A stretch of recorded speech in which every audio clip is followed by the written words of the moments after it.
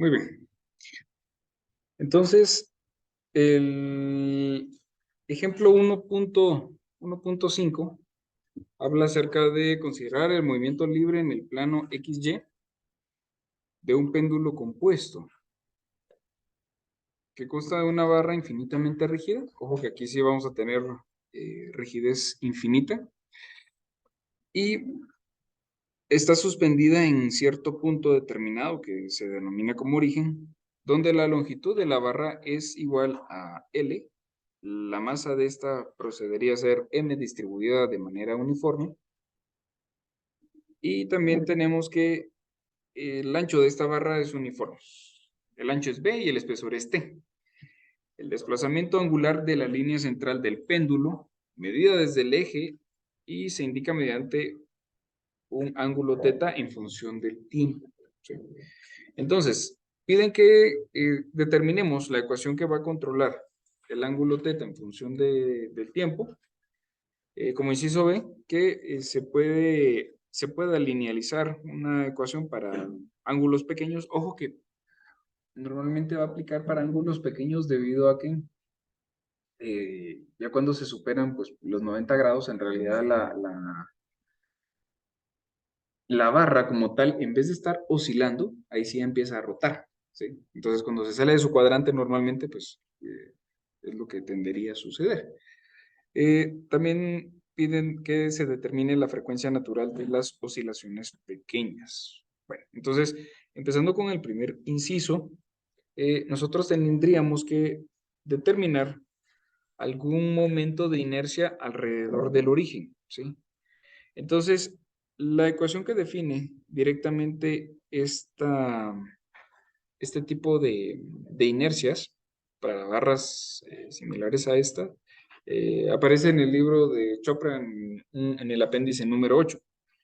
Y dentro de este mismo apéndice aparece una ecuación definida como inercia inicial o sub cero. Sería igual a un doceavo de la masa por la longitud elevada al cuadrado más la misma masa por L medios al cuadrado. ¿Sí? Aquí prácticamente habría que sustituir los valores correspondientes en cuanto a masa y a la longitud. En realidad la ecuación, y como está en función de las variables longitud L y también de la masa M, en realidad solo habría que resolver la ecuación. Es un ejercicio bastante sencillo. Entonces la inercia inicial, o inercia sub cero, pues básicamente solo habría que operar los diferentes exponentes. Tendríamos entonces un doceavo de la masa por la longitud del cuadrado más esta misma masa. Vamos a elevar por ser una fracción ambas partes, teniendo un 4 por acá. Y ya podríamos proceder a operar. En este caso, esta sumatoria, ambas teniendo, vamos a ver, masa y L cuadrado como factor común, por ejemplo. Masa, en realidad se pueden operar directamente las fracciones como tal. Eh, Llegaríamos a tener un doceavo y si multiplicamos esta parte, vamos a ver por acá, tenemos un L cuadrado y contaríamos con un doceavo más para tener el mismo numerador y operarlo de manera pues lineal. Esto debería ser equivalente a 3 doceavos, ¿no? Es decir que prácticamente toda esta parte pues la estoy operando. Y al operar exactamente esta ecuación, es decir, el 1 doceavo más 3 doceavos, pues 4 doceavos se pueden volver a simplificar, teniendo entonces una masa por longitud al cuadrado. La operación de esto pues me genera 4 doceavos y esto pues yo puedo reducirlo a un tercio, ¿sí? Sacar una cuarta parte de cada uno de estos valores, teniendo entonces como respuesta un tercio de la masa por la longitud al cuadrado.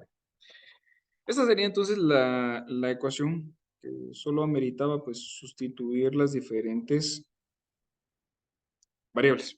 y hacer una pequeña suma de fracciones. Nada complicado. El inciso 2 nos pide encontrar una ecuación para ángulos pequeños, es decir, que se deberían de cumplir.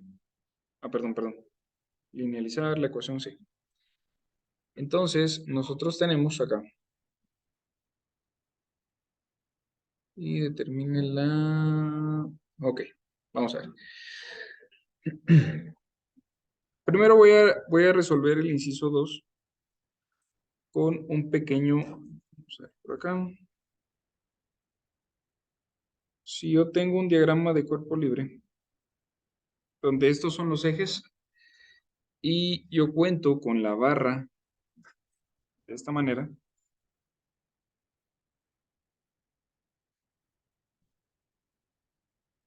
apoyada sobre un origen, yo necesito tener, vamos a ver, el centro de masa yo puedo idealizarlo a la mitad, lo cual entonces, esta longitud, por estar exactamente a la mitad geométrica, sería igual a L medios. Entonces aquí vamos a cambiar de color para que no obstruya ahí con la cota, ¿sí? Esta longitud sería igual a un L medios. Contamos con un ángulo θ pequeño y al centroide de esta idealización debería de aplicarse la gravedad por la masa, siendo entonces el peso. Entonces tendríamos el peso en este sentido. Si yo tomo el punto de origen como ese punto pivote, punto de origen, yo puedo realizar una sumatoria de momentos. Una sumatoria de momentos respecto al origen sería igual a la inercia, siempre a partir de, o medida desde el mismo punto del origen, por un ángulo que se va a desplazar. Pero aquí vamos a utilizar pues la segunda ley de Newton para basarnos en que la masa por la aceleración, vamos a ver,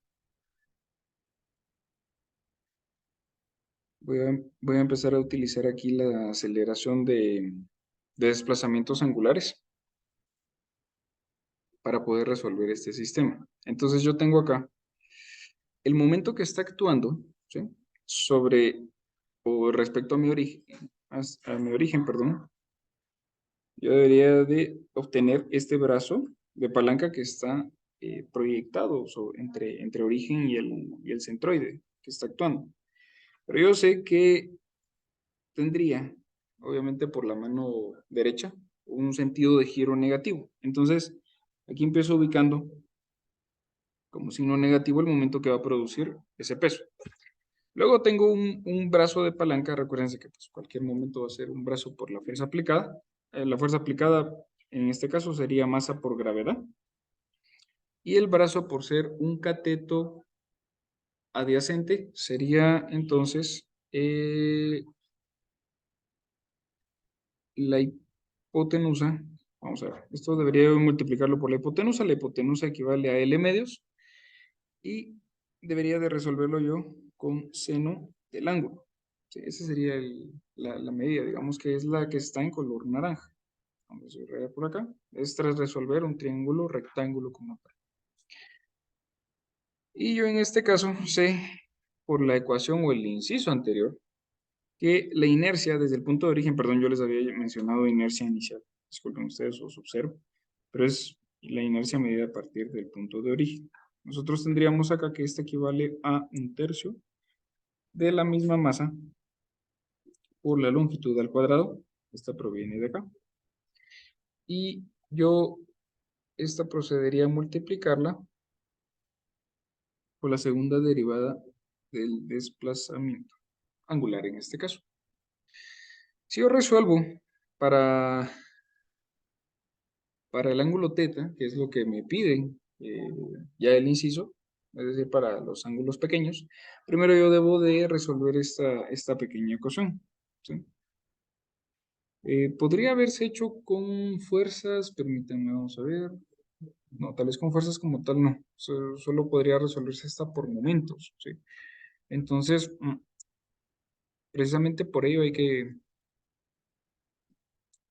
resolverlo con una sumatoria de momentos como tal. Yo tengo en este caso que si paso el positivo al otro sentido, tendría, vamos a ver, voy a pasar, eh, perdón, este negativo lo voy a pasar de este lado. Yo tendría masa por la longitud al cuadrado dividido 3 por la segunda derivada. Y como tenía restando esta parte de acá, tendría yo entonces masa por gravedad por la longitud dividido 2 en seno del ángulo. Y esto equivale a cero como tal. Entonces aquí le vamos a borrar esta parte para no confundir. Pero yo debería de despejar entonces, o encontrar el valor de ese ángulo como tal. Ahora bien, y es que el problema de este ejercicio, y en parte por ello fue que lo decidí tomar, es de que el, cuando el libro de texto, por ejemplo, se refiere a ángulos pequeños, como hablamos de que es solo una oscilación, a ver, si este sistema está oscilando, los desplazamientos que se producen son pequeños. Así como los ejemplos anteriores, los desplazamientos han estado en menos de una pulgada o fracciones pues, que son bastante bajas. Entonces, normalmente, si ustedes operan un ángulo tan bajo, normalmente se puede tomar, es decir, aquí para ángulos bajos,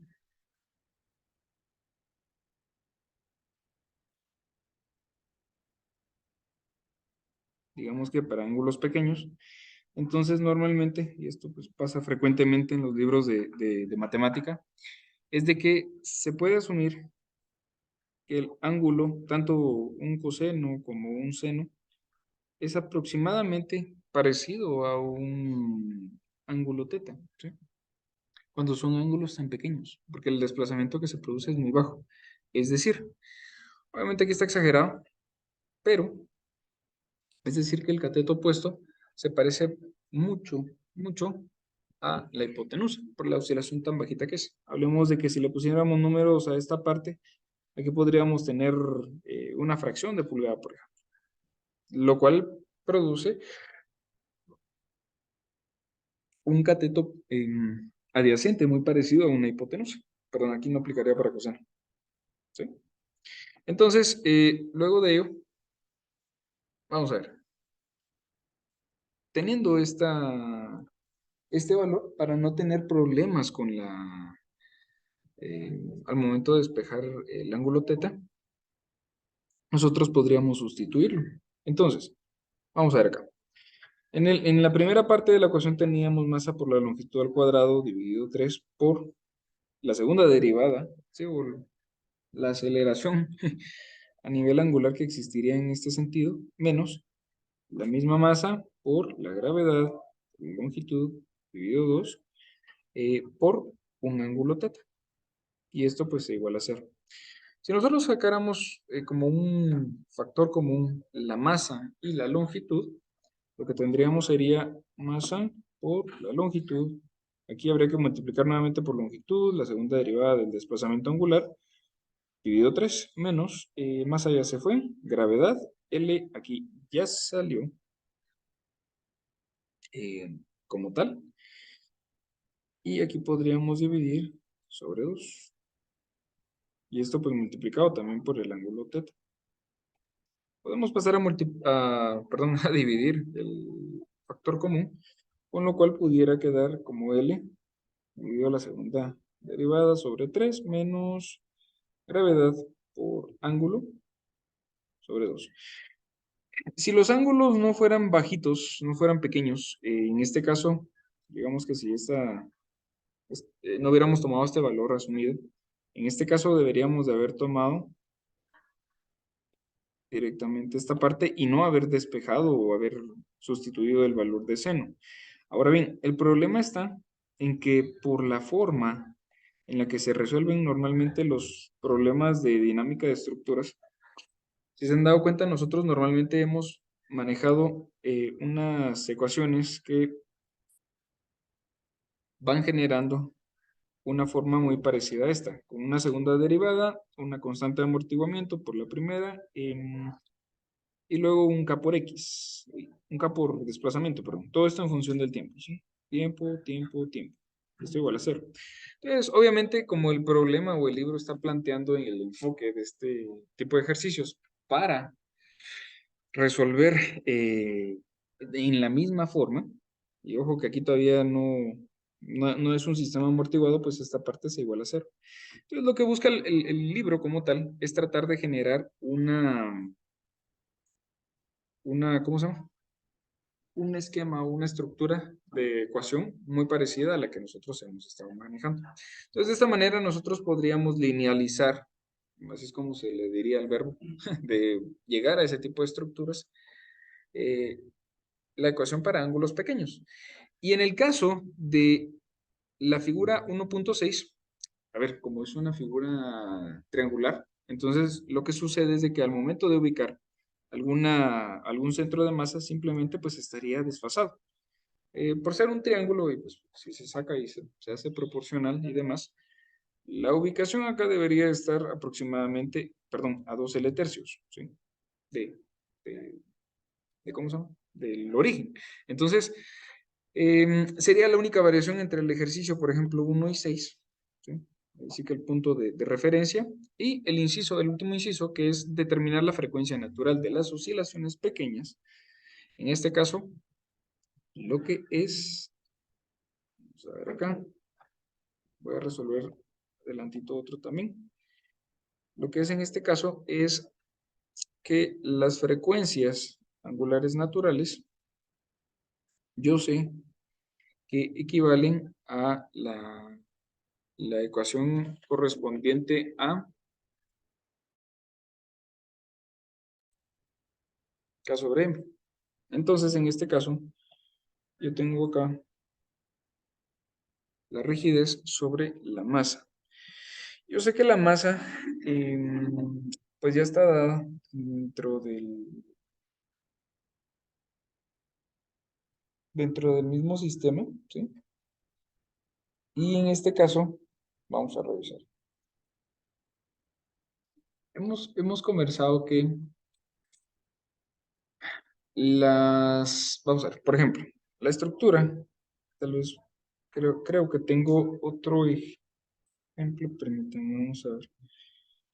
Recuerdo que en algún momento les enseñé una tabla, a ver, un segundo, perdonen ustedes, solo vamos a ver por acá. Aquí está. Entonces, vamos a ver, basados en este mismo concepto, ¿sí? Yo aquí tengo cálculos para las deflexiones. Vamos a ver, empezamos por este punto. En este caso, y basándome en el concepto que ahora vuelvo a tocar por acá, yo sé que, o me enfoco aquí en esta primera parte, yo sé que la fuerza de un resorte va a ser igual a una rigidez por su desplazamiento. Bueno, ahí estamos claros.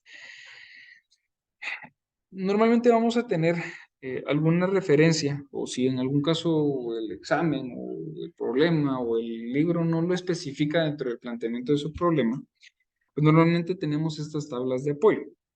¿Qué quiere decir esto? Si yo tengo vigas, digamos que son tal y como la del ejemplo que veíamos anteriormente, donde está empotrado un origen como tal, eh, pues, ¿qué es lo que llega a suceder? Un comportamiento muy parecido al que nosotros tenemos tal vez en el caso número uno, que es una barra que tiene una longitud L y tiene una carga P.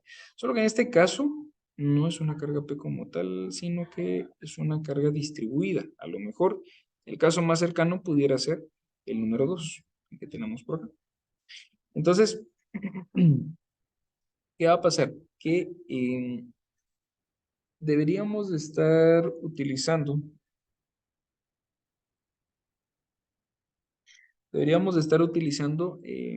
la deflexión máxima que nosotros vamos a obtener con este comportamiento. por lo menos ya se encontró el caso a analizar y tenemos el siguiente concepto. Vamos a ver. Si fuerza de restitución es igual a K por X, yo sé entonces, o bueno, esto también aplica para cargas P, pero yo sé entonces que las deflexiones, perdón, aquí ya no me deja resaltar, pero la deflexión, en este caso X, sería entonces a la carga P sobre la rigidez K. Ahora bien, las cargas normalmente que yo voy a tener distribuidas en este tipo de problemas, y por ello era de que yo trataba de hacer aquí la, ¿cómo se llama esto? A partir de estas ecuaciones que ya están preestablecidas para diferentes vigas y demás, yo tengo el siguiente valor, ¿sí? Yo sé que la deflexión máxima o la deformación que va a ocurrir en mi viga equivale a la carga P por L al cubo dividido 3 veces la elasticidad por la inercia, ¿sí? Ahora, si yo separo la carga P de, del, ahí está. Si yo separo la carga P de esta ecuación, yo tendría P por alguna constante que es la que está generando la rigidez como tal. Entonces aquí se está cumpliendo lo que está resaltado en amarillo, perdón, lo que está resaltado en naranja, ¿sí? Donde para yo obtener, vamos a ver, en realidad es lo que está resaltado en verde. Para yo obtener las deflexiones, tengo que dividir la carga P sobre alguna rigidez, ¿sí? Entonces, si yo estoy aplicando ese sentido o ese concepto, aquí lo que hago es desarmar la ecuación que está en las tablas. Todas las ecuaciones que están en la tabla tienen un comportamiento donde dividen la carga P sobre la rigidez. Estas son rigideces que, digámoslo así, están establecidas. También se puede buscar la tabla de rigideces para los diferentes tipos de vigas o los diferentes tipos de, ¿qué sería en este caso? De de columnas también pudiera ser, ¿sí? Entonces yo sé, por ley de extremos, tendría lo siguiente. Vamos a ver.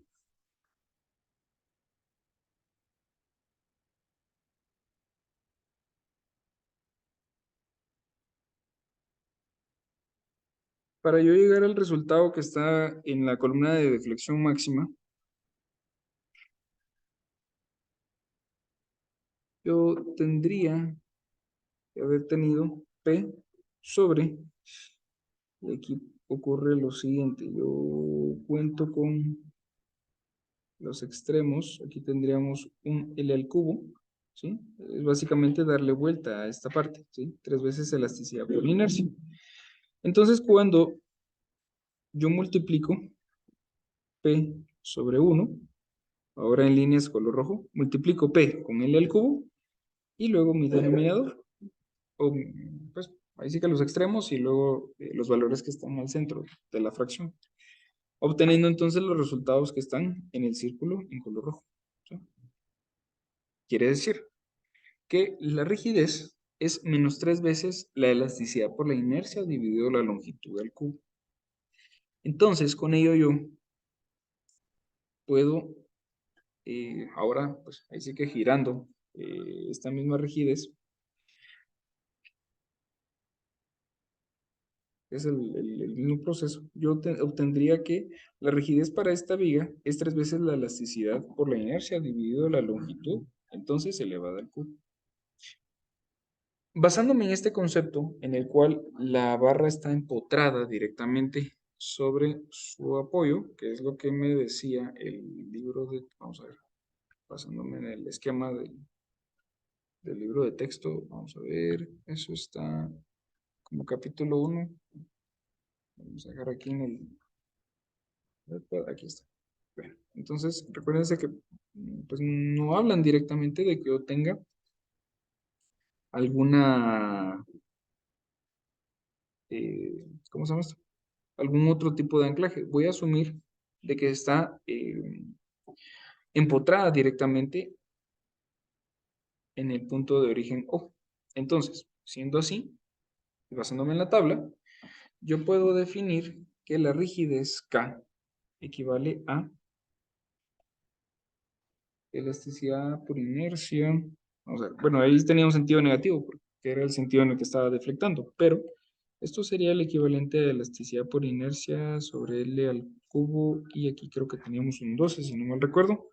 Solo voy regresando aquí a la... perdón, es un 3. Es 3 veces elasticidad de inercia L al cubo. Bueno, entonces ahora regreso por acá.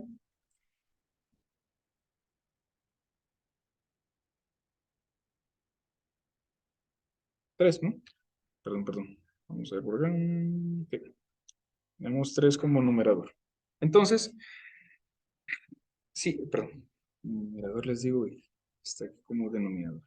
Entonces, si esta es la rigidez que puede producir una viga empotrada, yo puedo sustituir directamente en este caso, teniendo entonces una frecuencia angular natural como raíz de 3 veces elasticidad por inercia sobre L al cubo, dividido la masa sobre 1. Y bueno, ya con ello ya pueden hacer ustedes los extremos por acá, ¿sí? Obteniendo entonces el resultado equivalente a, solo quiero ver algo, si yo había definido la inercia. Aquí está. Inercia es un tercio de la masa por L. Vamos a colocar nuevamente el valor acá. Antes de hacer bueno, termino aquí haciendo la multiplicación. Vamos a ver cómo nos queda. Yo tendría entonces que es 3 veces elasticidad por inercia. Ojo que es desde el punto de origen. Y esto lo vengo yo a multiplicar con M. Perdón. M quedaría como denominador. Multiplicada por la longitud del cubo. Nuevamente aquí saco raíz.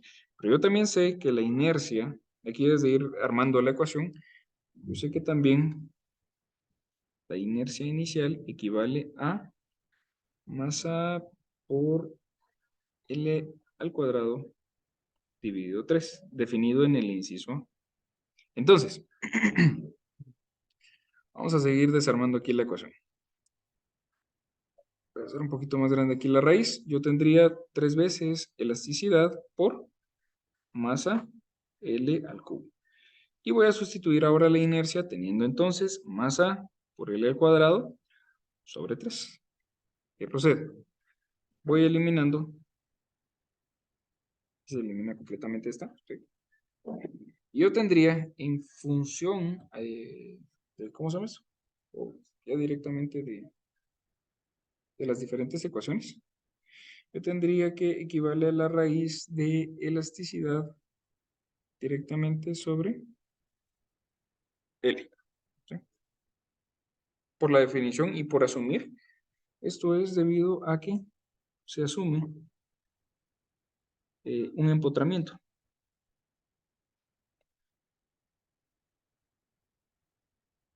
Dependiendo de la condición de apoyo, pues obviamente así va a ser la rigidez que yo coloque en mi sistema como tal. De eso va a depender ese punto como tal. Ahora bien, yo tengo el problema número 11. Aquí en el iPad se me había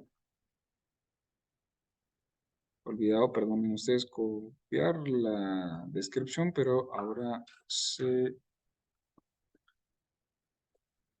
Vamos a ver por acá.